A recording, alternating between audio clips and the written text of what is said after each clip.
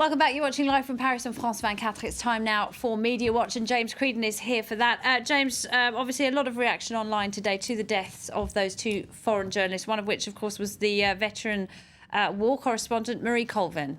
That's right, and I suppose just we'll take a look at reaction to her death, also to a French photojournalist and indeed a Syrian activist, just to focus on three, because there were many more activists in Syria who were killed, and we could talk about many different journalists. Here you have on the Sunday Times website Marie Colvin on war reporting. There's a tribute to her. The former editor of the Sunday Times has been tweeting as well as many other journalists, saying that she was brave, magnificent and tenacious. The Sunday Times normally has a paywall on its website. They've lifted that to allow access to her very last article from Homs, which I read. It runs to about 6 pages, and it's really quite striking stuff. She gives a number of different anecdotes. She was in what she called a widow's basement, along with several women who'd lost their husbands or lost children in bunker-type conditions. So she gives just extraordinary descriptions of the suffering in that city of Homs. She really was reporting, wasn't she, right up to the last minute? Right up to the last minute. She describes how she was kind of, what would you say, smuggled in by people who were delighted to see her there, resistance who wanted her in the city so she could get the message out.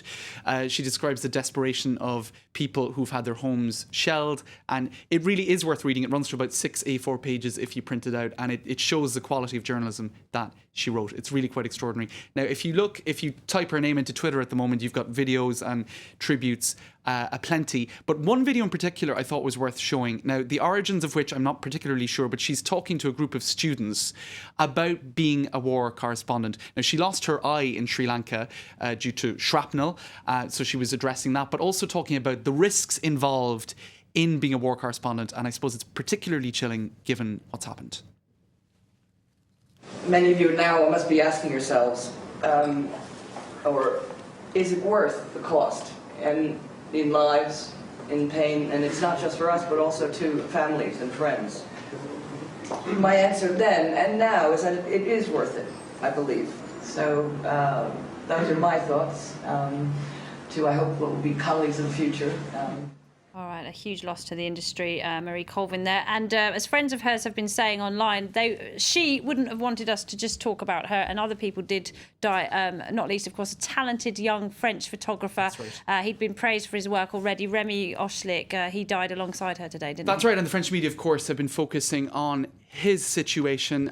Here's a page from the Le Monde website. He was just 28 years of age. He started out at around 20 covering Jean Bernard, the overthrow of Astrid in Haiti back in 2004. He also covered the Arab Spring revolutions.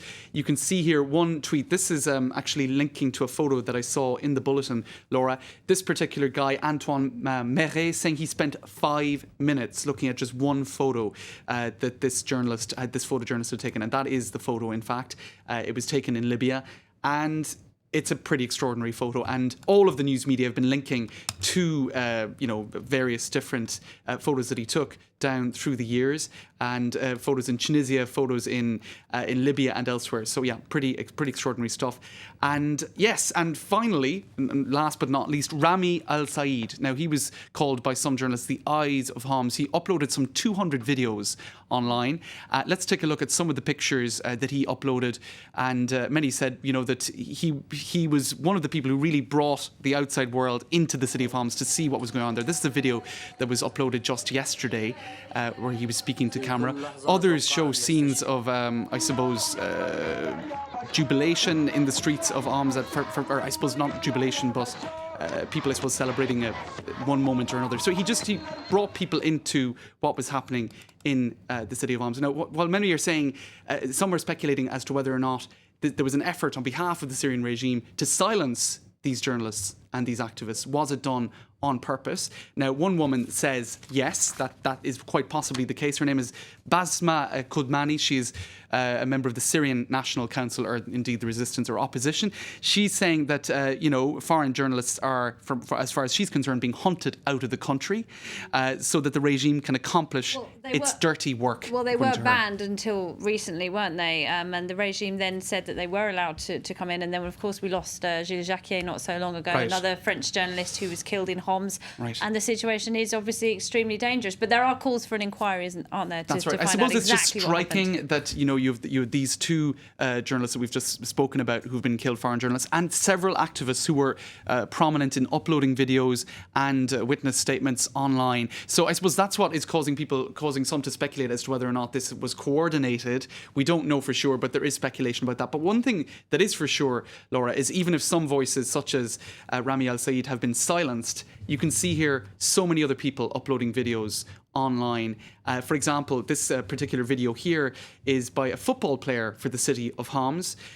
He is uploading videos where he's talking about tanks firing on civilians' homes, which is a lot of the information that was coming through in the very last article of Mary Colvin as well. So these sort of, I suppose, videos are coming through. Civilian journalists, as they call it. I mean, Right. these kind of websites are really stopping regimes from clamping down and stopping information getting out on there. That's This right. is what's Exactly. And even if you target one set of people, what we're seeing now is that you've got a whole load of other activists who are ready to take their place. So even if there was a coordinated effort to silence journalists, it's not going to work. The information is still going to come out. all right. James Creedon, many Laura. thanks indeed. That's it for Media Watch. Well, we're going to look at web news now, find out what people are clicking on the internet today. And supporters of Russian Prime Minister Vladimir Putin has also turned to the internet to spread their message.